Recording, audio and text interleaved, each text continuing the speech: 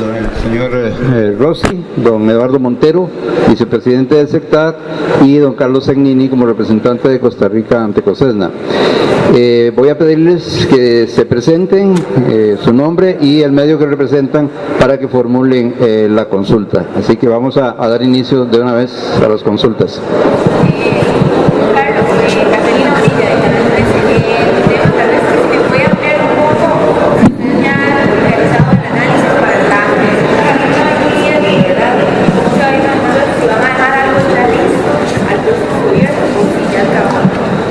Bueno, en primer lugar, decirles que lo de la Ruta 27 y su posible, su ampliación es independiente de la construcción del nuevo aeropuerto. Eso quiere decir que sí o sí tenemos que ampliar la Ruta 27. En estos momentos estamos esperando una contrapropuesta del concesionario sobre un prediseño que ellos habían entregado y que se les había devuelto con comentarios. Igualmente, a partir de este momento, pues surge un nuevo reto para el Consejo Nacional de Vialidad, que es resolver el problema de la interconexión entre el futuro aeropuerto y la capital y otras zonas del país.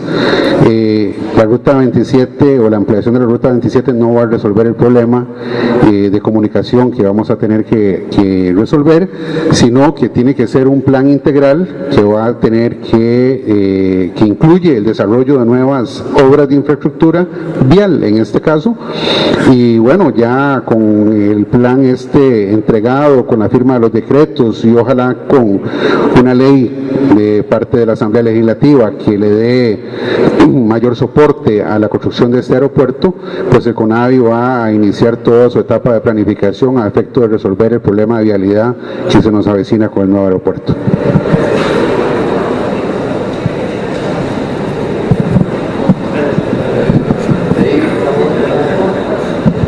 Don Carlos, y bueno, los señores, buenos días. Carlos Mora de La Extra.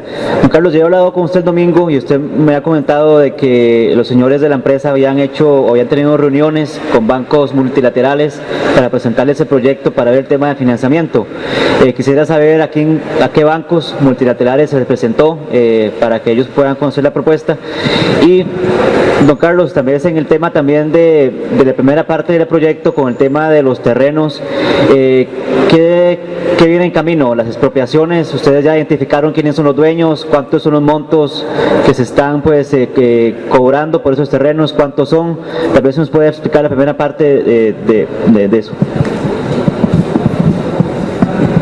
Bueno, antes de pasar al detalle general, efectivamente hoy dimos la firma de dos decretos, uno de conveniencia nacional con respecto también a la parte de la adquisición de terrenos, y quiero aprovechar la ocasión para decir de que la cantidad de terrenos que se van a tener que expropiar son cerca de 500 terrenos.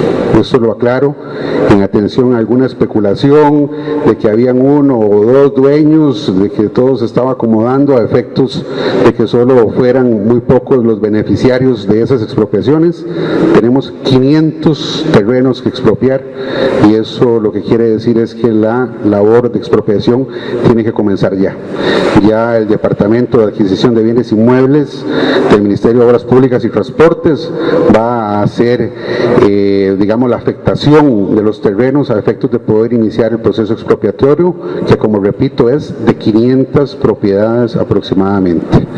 Ahora voy a pasarle el micrófono a los compañeros de Bob McDonald's para que nada más nos digan a qué multilaterales o qué bancos ellos consultaron, y seguidamente a don Eduardo Montero, puesto que estamos hablando también de que en el decreto se detalla los pasos que siguen, y me parece que es importante mencionarlo rápidamente a través de nuestro vicepresidente del Consejo Técnico de Aviación Civil. Bueno, perfecto. Con respecto a los bancos multilaterales que hemos consultado, en el mes de febrero se hicieron reuniones en las oficinas del Consejo de Aviación Técnica, donde nosotros estuvimos presentes. Se tuvieron videoconferencias con la Corporación Andina de Fomento, la CAF, se hicieron presentes, amablemente se acercaron hasta las oficinas el BID y el BCIE, y también hemos tenido reuniones. Esto en realidad este es un proyecto demasiado grande para una sola entidad, entonces lo que normalmente sucede es que se forma como si fuera un club de bancos que tiene un agente, un banco comercial, y hemos hablado con algunos bancos comerciales como ser el BBVA o BBVA según dicen los españoles, con el Banco Santander, y en adición a todo esto el gobierno británico tiene un mecanismo de financiación comercial y también han manifestado su interés. No estoy ni siquiera seguro si lo han o manifestarán. Pensemos que esto es una financiación que se va a cerrar probablemente dentro de 5 años. Entonces hoy en día más que todo lo que interesaba era conocer los parámetros reales y técnicos, es decir, que no fuera un invento nuestro, una tasa de interés, una comisión bancaria, un periodo de repago posterior o longitud del periodo de repago, qué participación tendrían los bancos, qué participación tendrían los inversores. Ese tipo de características era lo necesario y lo que se pidió de las instituciones financieras para que nuestro estudio de viabilidad estuviera sentado sobre bases reales. Y quiero, antes de seguir con los terrenos, quizás aportar algo a los terrenos. Es muy importante que se entienda, y vimos en esa imagen que yo tenía, que presenté, donde se veía la montaña, la orografía circundante, que eso realmente condiciona, según el aterrizaje de los aviones y la partida de los aviones, para que tengamos las coordenadas en 3 dimensiones, tanto en latitud como en altitud, de las cabeceras de las pistas. Y ese es el elemento que determina la ubicación de todo lo que surge alrededor y que es inamovible porque no podemos mover las montañas. Eso surge simplemente por la geometría de las superficies de protección de obstáculos que están marcadas por la normativa internacional. Bueno, muchas gracias, muy buenos días. En relación a lo que viene, lo más importante en estos momentos es, ya tenemos definido qué es lo que hay que hacer, dónde hay que hacerlo y cómo hay que hacerlo. Ahora lo que prosigue es, bueno, ¿y qué sigue? ¿Qué vamos a hacer de hoy en adelante? En primer lugar, el estudio establece un cronograma de actividades. Ese cronograma de actividades se inicia en el año 2018 y concluye, o uno de sus componentes esenciales es el 2027 con la inauguración de lo que sería la primera fase. Entonces, para iniciar desde ahora los trabajos, el señor Presidente de la República y el señor Ministro han promulgado 2 decretos ejecutivos. El primer decreto es una declaratoria de interés público y de interés nacional de este proyecto, lo cual le da una categoría jurídica al mismo para que pueda desarrollarse las obras a nivel no solamente de lo que tendría que hacer el CETAC, sino de lo que tendrían que hacer las demás instituciones, porque como hemos repetido, este es un proyecto país. Es uno de los componentes adicionales de este decreto lo constituye además la actualización del proyecto en el Banco de Proyectos de Inversión de Mideplan, con base en el estudio que los señores de Mott MacDonald han presentado hoy. Igualmente, otro componente de este primer decreto de interés nacional lo constituye una instancia que hace el decreto al instruir al Consejo Técnico de Aviación Civil para que proceda a conformar un grupo técnico a efecto de que ponga en ejecución las tareas que se tienen que iniciar, pues necesariamente alguien tiene que hacer la labor. El otro decreto es propiamente el decreto de afectación de los terrenos.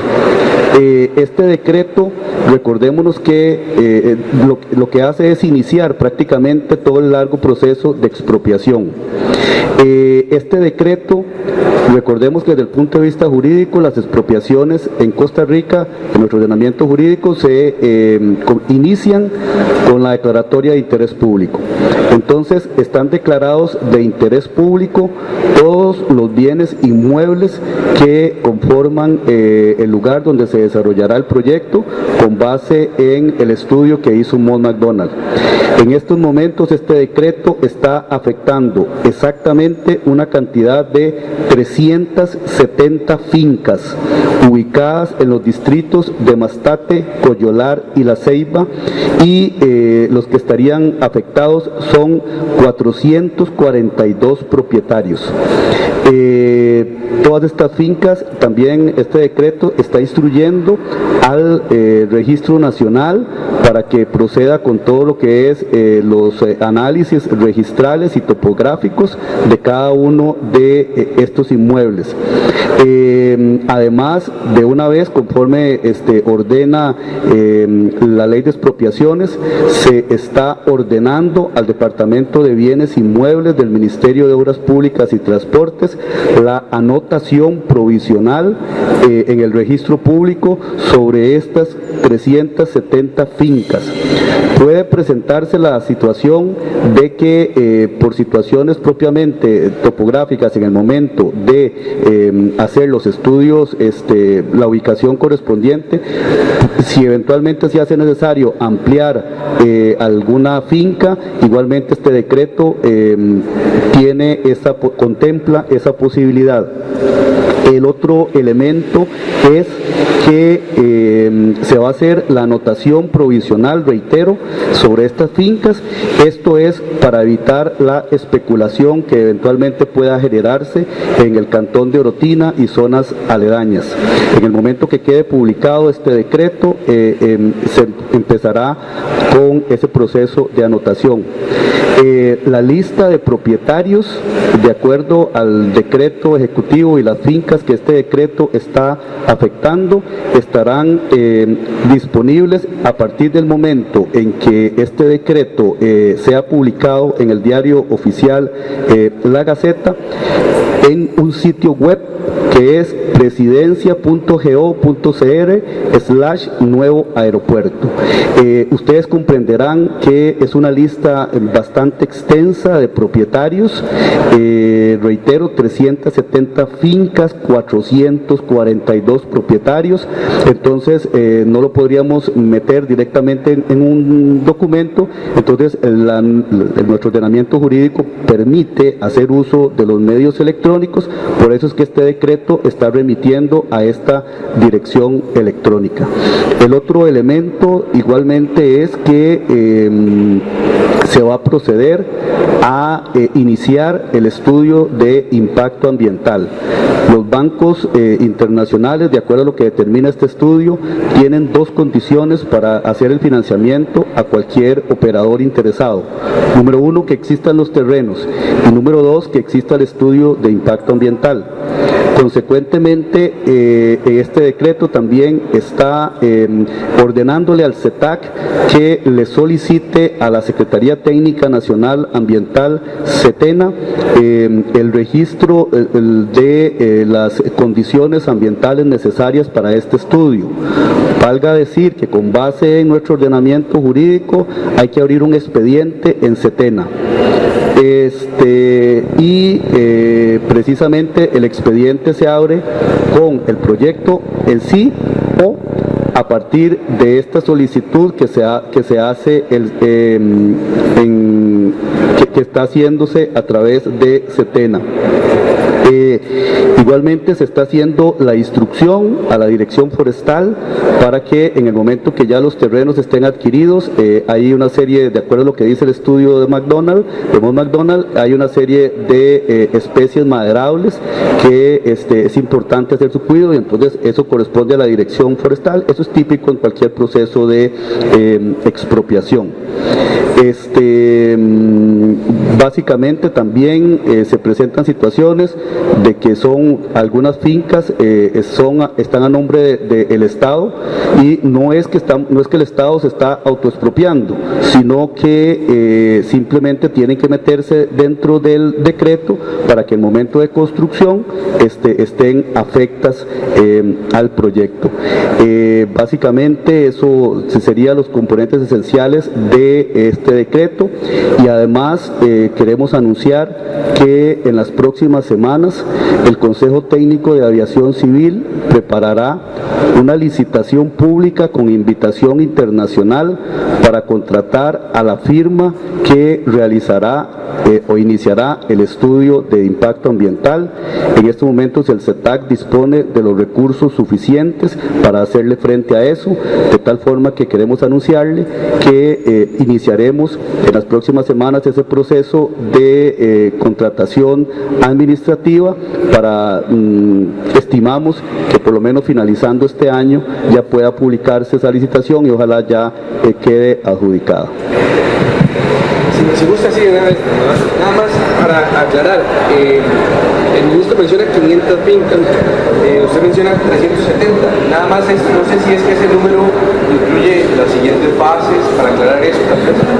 Sí, básicamente estamos dándoles, digamos, los datos exactos. Básicamente hay algunos predios ahí que son del Estado también y que, pues, como hizo, se han mencionado, pero no se toman en cuenta dentro de estos 370, porque no es que, como reitero, no es que el Estado se está autoexpropiando, ¿verdad? Sino que básicamente hay que, como ya están son propiedad del Estado, entonces no están metidas dentro de esta lista. Son 370 fincas de particulares. De particulares, exactamente. Y algunas fincas tienen varios propietarios, entonces por eso es que lógicamente el número de propietarios pues aumenta en relación a las fincas. El estudio mide el impacto que va a tener el aeropuerto Juan Santamaría y también, bueno, el de Liberia, estoy pensando también. Yo quería aumentar, si por turno, quería agregar un poquitito más de lo que comentábamos aquí. Los terrenos son los terrenos que van a permitir la total expansión, no va a haber expropiación por fases. Ya es necesario expropiar en esta instancia, veíamos que va a haber 2 pistas ya, entonces los terrenos es todo lo que va a ser el predio del futuro aeropuerto total, no hay expropiación por fase, creo que eso es importante.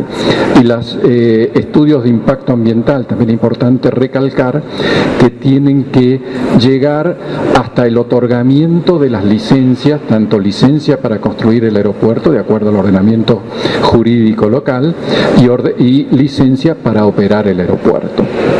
Ahora, perdona, disculpa la declaración, ahora voy a tu pregunta particular. Con respecto a los aeropuertos, como decíamos, los aeropuertos integran un sistema nacional que se integra y que presta el servicio. Hemos dicho de que el 83% del tráfico pasa a través de esa puerta internacional que evidentemente se va a mudar del Juan Santamaría al nuevo aeropuerto. Es importante mantener, digamos, el resto de la infraestructura colaborando. A mí hay veces que me gusta hacer esta analogía con el cuerpo humano. No podemos prescindir de determinadas partes del cuerpo porque la cabeza funciona bien. ¿Sí? El sistema es un sistema, todo el tráfico aéreo, eso que veíamos de esa conectividad que se realiza intra Costa Rica, etcétera, está todo relacionado. Pero la cabeza, el aeropuerto principal, el aeropuerto metropolitano, va a ser este nuevo aeropuerto. Ya nada más, don Carlos hablaba de inversión de 2.200 millones, en el estudio se habla de poco más de 2.900 millones. Quisiera que me aclarara un poco la inversión total del proyecto y también el inicio de los procesos constructivos, cuando, bueno, todo este tema que tiene que ver expropiaciones y demás, cuando en sí arrancaría con la construcción ya del aeropuerto para tener la primera etapa en 2025. Bueno, en el tema de costo hay que distinguir los costos de inversión con todos los costos asociados, digamos, que generan inclusive el hecho de una financiación. Estábamos hablando de las condiciones de financiación. Hay que pensar que si esto tiene una financiación privada, se agregan los costos bancarios, que sabe cada uno cuando va a sacar el crédito, costos que están asociados, por ejemplo, con el periodo de gracia que es necesario porque hasta que no se construya el aeropuerto no hay ingresos que empiezan a repagar los créditos. Entonces, entre las condiciones que se ha hablado con los bancos financieros, la necesidad de un periodo de gracia durante el cual no se repaga el crédito, pero los intereses se van capitalizando, etcétera, etcétera. En función de eso, el comentario es que los números que están en ese cuadrito que les llegan a ustedes son números de costo constructivo. Este costo que está aquí es costo del costo constructivo del puramente, digamos, inversión física en las obras físicas que hay que construir. Mientras que cuando se hace el análisis financiero hay que tomar la totalidad porque todos estos costos de algún lado tienen que salir. Y para sintetizar lo que dice don Horacio y concretizar su pregunta, recordemos que el aeropuerto está diseñado para ser construido en 3 fases. Entonces, la primera fase, que sería el 2000, en realidad son 3, pero es 3A y 3B, ¿verdad? Entonces, básicamente podemos hablar de las 4 fases o 3 fases, en ese sentido es independiente. La tercera es 3A y 3B. Pero lo concreto es que la primera fase, que va a ser inaugurado en el 2027, va a tener un costo de 1.932 millones. Y conforme lo adelantó el señor ministro de Transportes, ya la conclusión final son los 2.974 millones que refirió el señor ministro. Pero nada más el proceso de construcción, ¿cuándo ya iniciaría? Sí, precisamente con base en ese cronograma tiene que iniciarse la licitación pública internacional para elegir un concesionario y operador, que sería el que construya y opere. De acuerdo al cronograma establecido, en el 2022 tendría que estarse iniciando esa licitación y desarrollándose esa licitación, y a finales del 2022-2023 tendría que estarse adjudicando. Lógicamente después siguen los procesos de contratación, refrendo de contrato y demás, de tal forma que la construcción tendría que estarse iniciando en el 2024, de acuerdo al cronograma que se está estableciendo. Carlos, luego.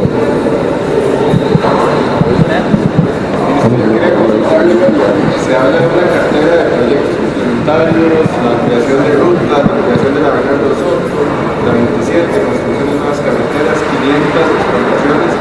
Son obras o procesos que históricamente han entrabado otras obras como la terminal de contenedores, la propia ruta 27 en ese momento.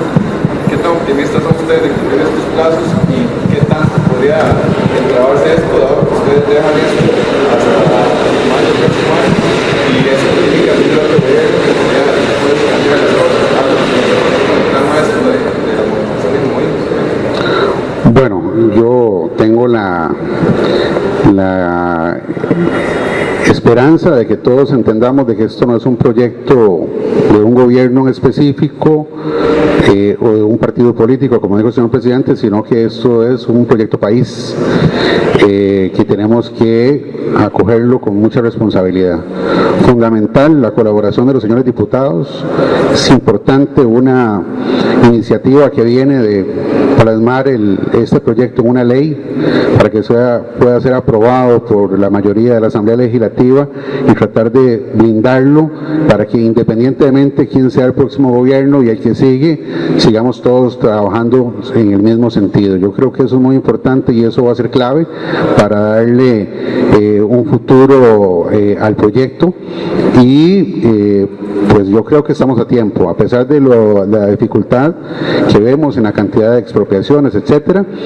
Todavía estamos a tiempo. Hay proyectos como el AIA, que el acueducto metropolitano, que tenía más de 1000 expropiaciones que realizar, así que yo pues tengo la esperanza de que todos tomemos este proyecto como un proyecto país y nos dejemos de, digamos, de colores políticos y de mezquindades y avancemos ante la construcción de tan emblemático proyecto. Bueno, es una iniciativa, yo espero que próximamente se esté presentando. No podría concretarle la fecha porque ya eso depende de los diputados que van a promoverlo, pero yo espero que sea en los próximos días.